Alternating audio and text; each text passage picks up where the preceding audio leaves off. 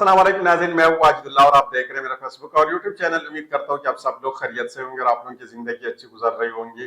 नाज़रीन किराम, आज की अब तक की सबसे बड़ी खबर सामने आ चुकी है और काज़िम ईसा साहब ने अपना तीर चला दिया है।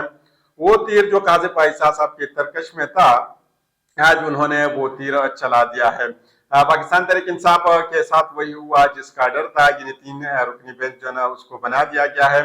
काजी साहब ने जो आईनी तरामीम है इसके हवाले से बहुत से अफवाहें फैलाई गई, लेकिन आखिरकार जो ना इसके खिलाफ भी बहुत सख्त तरीन फैसला हुआ है।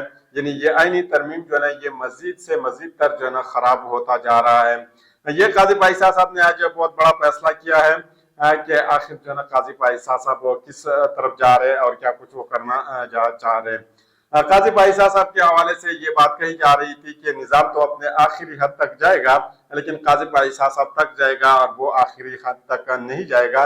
लेकिन काजी ईसा साहब ने जिस तरीके से फील्डिंग जो उन्होंने तैयार की है, जिस तरीके से काजी ईसा साहब ने फील्डिंग सेट किया है, यकीनन यूं लग रहा है कि काजी ईसा साहब बिल्कुल आखिरी हद तक जा रहे हैं।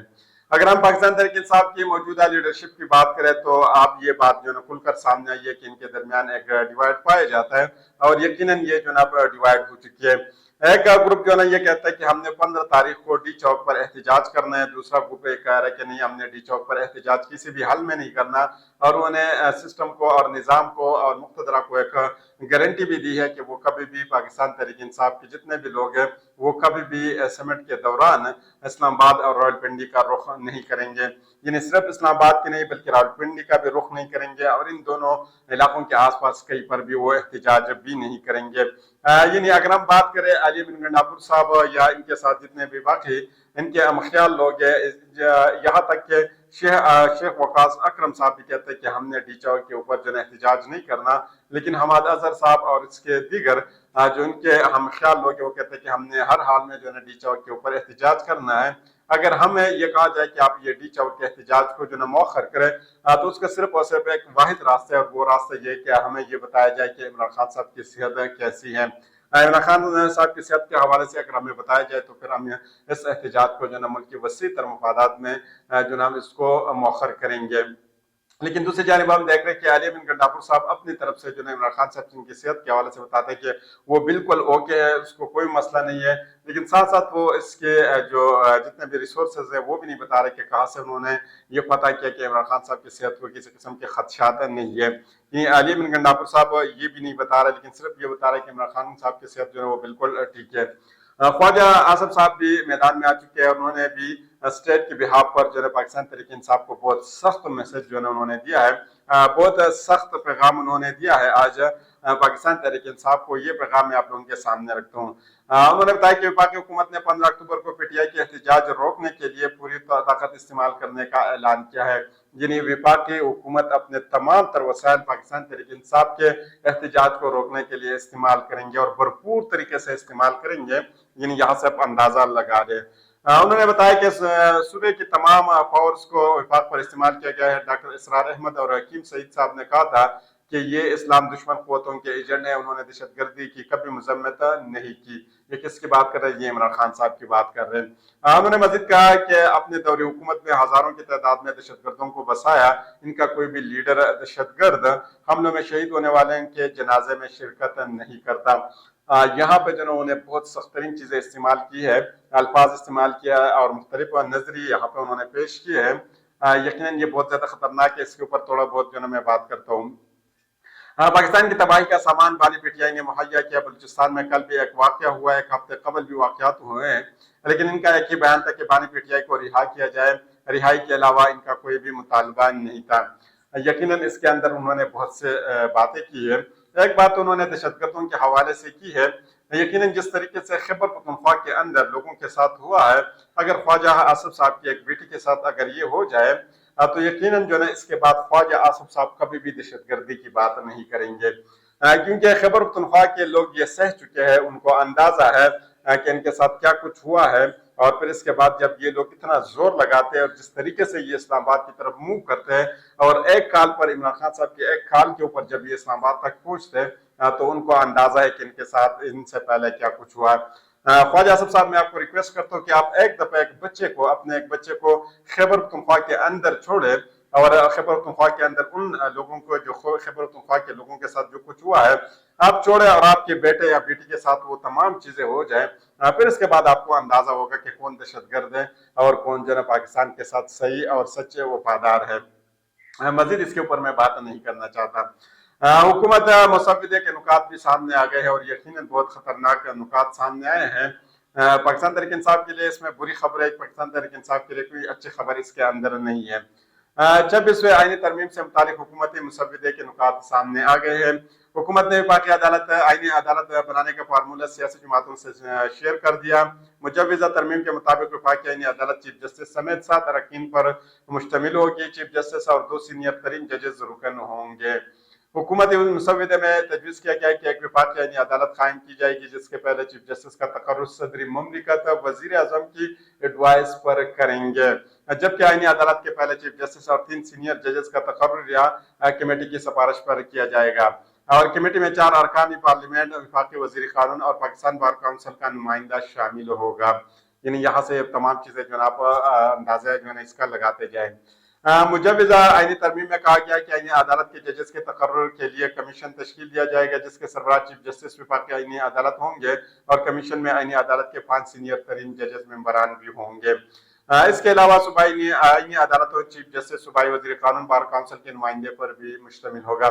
یعنی یہ صرف اور صرف سپریم کورٹ کے اندر نہیں ہوگا بلکہ یہ صوبوں کے اندر بھی ہوگا، ہائی کورٹس کے اندر بھی ایک آئینی عدالت ہوگا، اور جس طریقے سے پروسیس جو ہے نا سپریم کورٹ کے اندر ہے وہی سیم ٹو سیم پروسیس جو ہے صوبے کے اندر ہوگی، اور پھر اس کے اندر صوبے کے اندر جتنے بھی عہدیداران ہیں وہ اس کے اندر شرکت کریں گے۔ یہ ساری چیزیں اس کے اندر بتائیے، لیکن اس کے اندر جو سب سے اہم پوائنٹ ہے وہ یہ کہ آئینی عدالت کا فیصلہ کئی چیلنج نہیں ہو سکے گا، یہ اس کے اندر انہوں نے بتایا، اور یہ اس کی وجہ یہ ہے کیونکہ ان کو اندازہ ہے کہ آئینی ترمیم کے حوالے سے سپریم کورٹ کے اندر پہلے سے جو ہے درخواست دائر ہے اس کے حوالے سے، تو یقیناً ان کو یہ بھی اندازہ ہے کہ قاضی فائز صاحب اگر چلا جاتے ہیں اور پھر اس کے بعد جسٹس منصور علی شاہ صاحب پاکستان کے چیف جسٹس بن جاتے ہیں، اور پھر یہ معاملہ اگر ان کے سامنے رکھا جائے اور ان کے سامنے یہ معاملہ آ جائے تو یقیناً وہ اس کو کالعدم بھی قرار دے سکتے ہیں، اور یہ آئینی ترامیم ہے اس کو وہ ہوا میں اڑا کے رکھ بھی سکتے ہیں، اور اس طرح جو ہے نا یہ آئینی عدالت وہ ختم بھی کر سکتے ہیں، جس کے ڈر کی وجہ سے انہوں نے کہا کہ یہ آئینی عدالت جو ہے کہیں پہ بھی چیلنج نہیں ہو سکے گا۔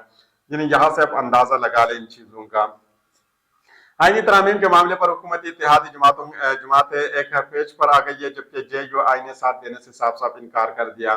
یعنی یہاں سے آپ اندازہ لگا سکتے کہ مولانا فضل الرحمان صاحب جب شروع دن سے جو ہے نا آغاز سے وہ کہہ رہے کہ میں اس کے خلاف ہوں، میں اس کے خلاف ہوں، اور میں نے اپنا ایک مسودہ تیار کیا ہے، تو میرا مسودہ آپ دیکھ لیں اور یہ 90% جو ہے نا تیار ہے، آپ اس کے اوپر عمل کریں، تو یقیناً یہاں سے آپ اندازہ لگا سکتے ہیں کہ جو ہے نا وہ ان کے ساتھ کیوں نہیں دے رہے۔ یہ کیوں کہا گیا کہ چیلنج، کیونکہ جو ہے نا یہ تمام کی تمام چیزیں جیسے میں نے آپ کو بتایا ہے کہ جو ہے نا وہ چاہتے کہ کسی جگہ پر جو ہے نا یہ چیلنج نہ ہو اور یہ ریورس نہ ہو، جس کے ڈر کی وجہ سے انہوں نے یہ کہا کہ یہ کہیں پہ بھی چیلنج نہیں ہو سکتا۔ قاضی فائز صاحب نے بھی آخری جو ہے نا اپنی فیلڈنگ لگا دی ہے، جس طریقے سے انہوں نے 63A کا فیصلہ دیا، اور پھر اس کے اندر انہوں نے یہ بتایا کہ کس طریقے سے آپ فلور کراسنگ کر سکتے ہیں، جس طریقے سے آپ جو ہے نا پاکستان کے اندر لوگوں کی سر کی قیمت لگا سکتے ہیں، لوگوں کی جو ہے نا ضمیر کی قیمت لگا سکتے ہیں، لوگوں کی جسم کی قیمت لگا سکتے ہیں، لوگوں کی باڈی کی قیمت لگا سکتے ہیں۔ یعنی ایک ہی شخص ہے جو اس کے آپ 20 کروڑ یا 50 کروڑ جو ہے نا آپ قیمت لگاتے ہیں، اور اس کے پیچھے کون کھڑا ہوتا ہے؟ عوام جو ہے نا ان کے پیچھے کھڑی ہے، اور آپ صرف اس سے ایک شخص کی قیمت نہیں لگاتے بلکہ اس کے ساتھ جتنے بھی عوام نے ان کو ووٹ دیا ہوتا ہے ان کی قیمت آپ لگاتے ہیں۔ یعنی قاضی فائز صاحب کی جو ترکش میں آخری تیر تھا انہوں نے وہ نکال دیا ہے، اور انہوں نے پاکستان تحریک انصاف کے خلاف استعمال کیا ہے۔ قاضی فائز صاحب نے کیا کہ سپریم کورٹ مجوزہ آئینی ترامیم کے خلاف درخواست سماعت کے لیے مقرر، یہ کس نے کیا؟ یہ قاضی فائز صاحب نے کیا، اور آخر تیر انہوں نے استعمال کیا۔ سپریم کورٹ آف پاکستان نے مجوزہ آئینی ترامیم کے خلاف درخواست پر سماعت کے لیے 3 رکنی بینچ تشکیل دے دیا ہے۔ چیف جسٹس قاضی فائز صاحب کی سربراہی میں عدالت عظمیٰ کا بینچ درخواست پر 17 اکتوبر کو سماعت کرے گا۔ چیف جسٹس نعیم افغان اور جسٹس شاہد بلال بینچ میں شامل ہوں گے۔ یعنی جسٹس اختر نعیم صاحب کی جسٹس نعیم اختر افغان صاحب کی جب ہم بات کرتے ہیں تو صاف صاف چیزیں سامنے آتی ہے کہ یہ صرف اور صرف ہم خیال جج صاحب نہیں ہے، بلکہ یہ ایک سگنیچر اور ایک دستخط جو ہے کیا ہوا جج صاحب ہے۔ یعنی یہ بالکل آپ یہ کہہ سکتے ہیں کہ یہ قاضی فائز صاحب کے ہم خیال جج بھی ہے اور ان کے سگنیچر جج بھی ہے، تو ان کا فیصلہ تو ابھی سے آپ پریڈکٹ کر سکتے ہیں और दूसरी जानब शायद बिलाल साहब का अभी तक अंदाजा नहीं है, उनका जब फैसला आएगा तो उसके बाद जो है ना इसके ऊपर हम बात कर सकते हैं कि उनका फैसला किस किस्म का आएगा। सीनियर वकील आबिद जुबैरी साहब ने मुजव्वज़ा आईनी तरामीम के खिलाफ आईनी दरख्वास्त दायर की थी। रजिस्ट्रार ऑफिस सुप्रीम कोर्ट ने एडवोकेट आबिद जुबैरी को नोटिस जारी कर दिया। दरख्वास्त में विफाक वजारत कानून चारों सूबों को फरीक बनाया गया। स्पीकर कौमी असम्बली, सेनेट, प्रिंसिपल सेक्रेटरीज, वज़ीर आज़म और सदर भी फरीकैन में शामिल है। दरख्वास्त में इस्तदा की गई कि मुजव्वज़ा आईनी तरामीम को आईनी पाकिस्तान के बरखिलाफ करार दिया जाए और विफाकी हुकूमत को मुजव्वज़ा आईनी तरामीम पार्लियामेंट में पेश करने से रोका जाए। यकीनन ये सब चीज़ें तो उन्होंने बताई है, लेकिन जिस तरीके से ये हुकूमत इस मुल्क के साथ खेलने जा रही है, इस निज़ाम के साथ और इस आइन के साथ जिस तरीके से ये वारदात करने जो है ना जा रही है, यकीनन ये किसी से जो है ना छुपी हुई बात नहीं है, सबके सामने और रोज़े रोशन की तरह आया है कि ये किस तरीके से ये तमाम के तमाम कर रहे हैं। काजी पाइसा साहब के हवाले से ये कहा जा रहा था कि काजी पाइसा साहब की अब बस हो जाएगी, वो थक जाएंगे, लेकिन काजी पाइसा साहब ने कहा कि मैं थकता नहीं हूँ, क्योंकि जिस तरीके से मेरी बेइज्जती हुई है एक बिक्री के अंदर, फिर इसके बाद अदालत के अंदर, और फिर इसके बाद हमने देखा कि इस वकील साहब और उस बेचारे के साथ क्या कुछ हुआ। जिस तरीके से उस वकील साहब की जो है फुटेजेस सामने आई थी, यकीनन बहुत ज्यादा तशवीशनाक फुटेजेस थी। अगर इस तरह सबके साथ होता है तो यकीन कीजिएगा कोई भी बंदा पाकिस्तान में रहने के लिए तैयार नहीं होगा। और फिर इसके बाद अगर आप हुक्मरानी करना भी चाहते हैं तो किसके ऊपर हुक्मरानी करेंगे। यकीनन जो है ना जिस तरीके से इस साल पाकिस्तान से लोग बाहर चले गए हैं, तो ये तमाम चीजें आप लोगों के सामने और आपको अभी समझना चाहिए। यकीनन जो है ना मजीद चीजें आप लोगों के सामने रखेंगे। अगली वीडियो तक मुझे इजाजत दीजिए। अल्लाह हाफिज।